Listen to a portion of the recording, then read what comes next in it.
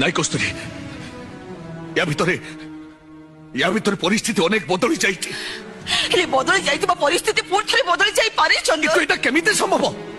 ଜଣେ ଆଇନର ରକ୍ଷକ ତାର ଉଲ୍ଲଂଘନ କରି ବିବାହ କରିସାରିଥିବା ଜଣେ ବିବାହିତ ପୁରୁଷକୁ ତମେ କେମିତି ବିବାହ କରିବ? ପ୍ରଭୁ କୃଷ୍ଣ,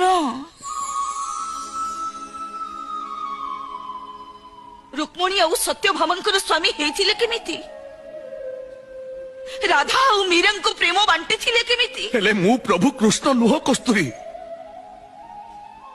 ଜଣେ ସାଧାରଣ ମଣିଷ।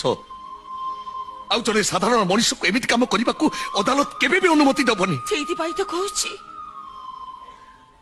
ସ୍ତ୍ରୀର ଅଧିକାରୀ ନୁହେଁ, ବରଂ ତମ ନାଁରେ ଟୋପାଇ ସିନ୍ଦୁର ପିନ୍ଧି ମୁଁ ସାରା